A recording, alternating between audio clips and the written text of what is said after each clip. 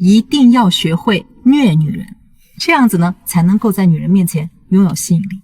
当然啊，我说的虐不是让你去冷战断联，故意去打压别人，更不是玩那些上不了台面的小心机。我所说的虐是让你打破他的舒适区，拿回关系的主动权，让他呢从被追求者变回在意你的人。第一哈，你得打破他既定的预期，不要让他彻底的吃定你。很多兄弟挽回啊，全部呢都在按他的节奏走。他说你一句，你秒回一大段。他冷淡你，你就慌着道歉找话题。他稍微呢给你一点点好脸色，你干嘛？你就立马的欣喜若狂了。时间久了，他心里门清，你完全被他拿捏了。不管怎么对你，你都不会走啊，那他自然不会重视你，更不要说回头复合。真正聪明的做法是主动打破这个节奏，不用刻意断联，也不用故意的去装冷漠，而是从全天候待命的那种状态变回有自己的生活节奏。以前你天天追着发消息，现在呢你空了正常聊两句，没空呢你就忙自己的。他回得慢呢，你也不着急去追问，他态度冷淡，你也不卑微讨好。就这一点点变化会瞬间打破他的固有认知，让他开始琢磨，你怎么不缠着他了？是不是放下了？还是有别的情况了？女人啊，一旦开始琢磨你，就是在意的开始。这种情绪上的拉扯比你说100句我错了更管用。第二，永远比他更沉得住气，谁先乱谁就输了。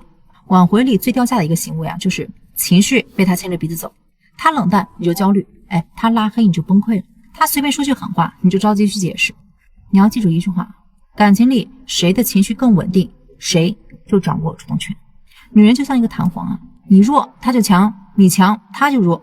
他故意晾着你，说狠话刺激你，本质上就是在测试你的底线。你一慌，你一乱，你一卑微，你就等于亲手把这个主动权全部交到了他的手上。反过来，不管他什么态度，你都云淡风轻。他敷衍你就少聊两句，他闹情绪你不接招不辩解，他想退你就顺势的拉开距离。你越稳，他越摸不透你，他越摸不透，他就越不敢轻视你。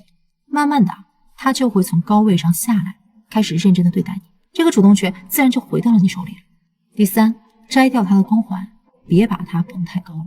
很多兄弟啊，挽回越来越卑微，根源只有一个，那就是把对方给神化了。你总觉得他漂亮、优秀、完美，觉得自己配不上他，所以你拼了命的对他好，迁就他，生怕他不满意。但你越仰视他，他就越觉得你很普通；你越把他当女神，他就越觉得你配不上他。你得清醒一点，他不也就是个普通人吗？也有缺点，也会有情绪需求，也会害怕失去真心对他的人啊。他没有你想象中的那么完美，你也不是非他不可。当你从心里摘掉对他的滤镜，不再把他当成全世界，你整个人的气场都会变。别的男人呢都围着他转，捧着他，只有你不卑不亢，淡定从容。这份与众不同反而会激起他的征服欲。他会开始想，为什么你不像别人一样讨好他呢？是他不够吸引你吗？人性就是这样，越得不到越惦记，越轻易得到的越不珍惜。